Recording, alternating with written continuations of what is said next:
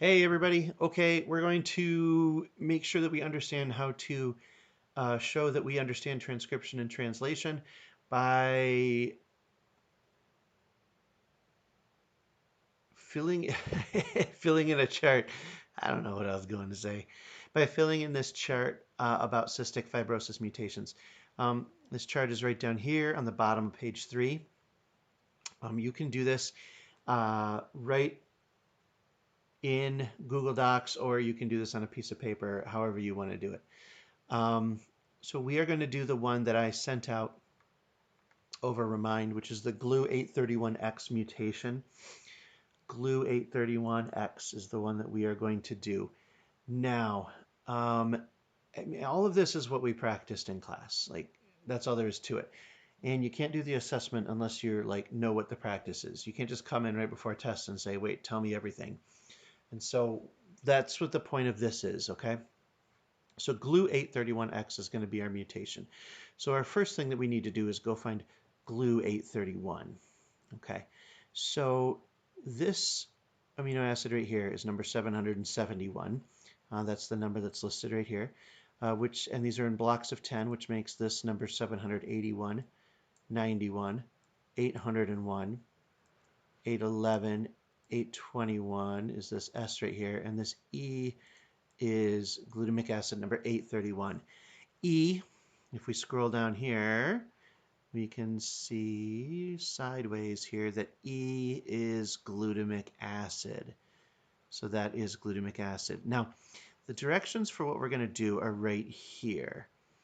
We are going to write the normal DNA sequence for that amino acid plus 2 amino acids before and 2 amino acids after. So let's go back down to our GLU831. It's this E. So the 2 amino acids before that are L and K. E is our glutamic acid, and then C and L. Scroll back up to the directions here.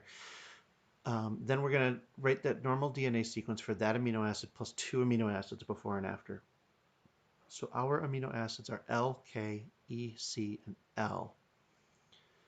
L, K, E, C, and L. Let's go check what those are. L is leucine. K is lysine. E is glutamic acid, which we already knew. C is cysteine, and L is leucine. So I can go put those in right down here. We have leucine, lysine, glutamic acid, cysteine, and was it leucine? I think it was leucine. 831. You see L, and L is, where was L? Ah, yes, L was leucine. Okay, I got that right. All right, so these are our normal amino acids for this little section of the protein that we're going to look at. Now let's go find our DNA. Our DNA. So to do that, we need to remember that DNA is read, well, it's copied into mRNA, but the mRNA is read 3 bases at a time, and each mRNA base has a corresponding DNA base. So if we're looking at glutamic acid number 831, if we multiply that by 3, we get 2,493. So I'm going to go up here and find DNA base 2,493. 51, 61, 71, 81, 91, 92, 93. Okay, so this G right here is base number 2,493. Now that is the third base. That is the third base of the glutamic acid codon, which means that the 2 before it are also really important. So GAG are the bases that code for glutamic acid. So I can go down here and I can put my GAG in on DNA strand 1 for our glutamic acid. The corresponding DNA strand would be CTC, and the mRNA strand would have GAG on it. Now we need our DNA for the ones before this too. So remembering that each amino acid has 3 DNA bases that go with it. we just go to our GAG and record the 6 that come before that. So let's go find 2493 again. Anyone? 2493 was right here. Okay. So the 3 that come before that are AAG and TTA. So T, T, A, G. Let's make our complementary DNA strand for that. Okay, and we can make our mRNA strand for this as well. UUA, AAG. Okay, let's go find 2493 again. All right, and that is TCG, CTT. Whoops, I got that backwards. TGC, CTT. TGC, CTT.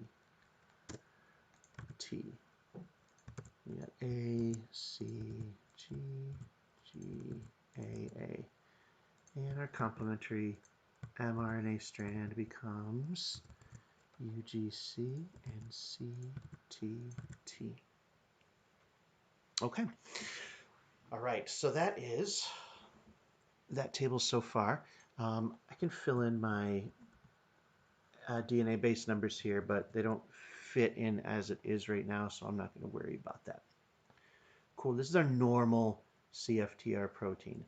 So most of the people in the world have a protein that works just fine like this. However, there's this mutation. You know what, before we should move on, let me show you how to check yourself to make sure you're right. UUA should code for leucine if we recorded the right DNA strand and the right amino acids. So let's see here. I'm going to go type in codon chart here, and there's all kinds of ones I can look for. This guy looks fun. I like the circle ones the best here. So UUA should be leucine. Whoops, didn't mean to click on that. UUA is indeed leucine, so I did that one right. AAG should be lysine. AAG is lysine. I did that right. GAG should be glutamic acid. GAG is glutamic acid. That's right. UGC should be cysteine. UGC, cysteine. I did that right. And CTT should... Oh, I made a mistake. Nobody caught me on that one? How dare you? Those should be U's. Remember, this is mRNA down here. CUU should also be leucine. CUU, leucine. Good. So this is a way to check yourself and make sure that you are where you're supposed to be. Now, we got to do our mutation. Now, our mutation is GLU831X. The X that comes after that means that this codon here that codes for glutamic acid is going to change. It's going to change from this one that it is to an X, which means stop codon. And I know that because I described it right up here. GLU231X means that the codon that translates to glutamic acid at amino acid number 231 is changed to a stop codon. So what we need to do is look at the possible stop codons. We know that our amino acid is, our codon for this amino acid glutamic acid is GAG. So there are 3 different stop codons. There's UAA, UAG, and UGA.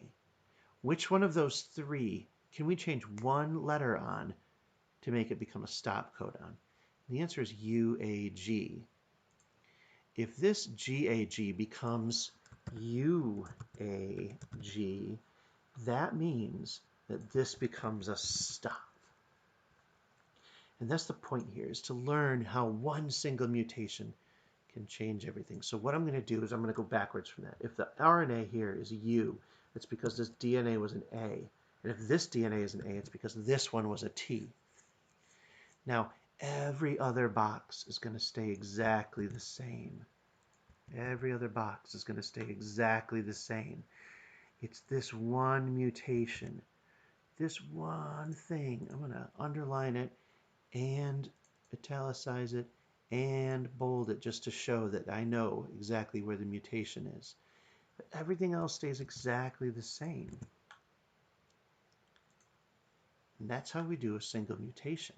Now, it's possible that the mutation that you are assigned is not an X one, but one where it becomes a new amino acid.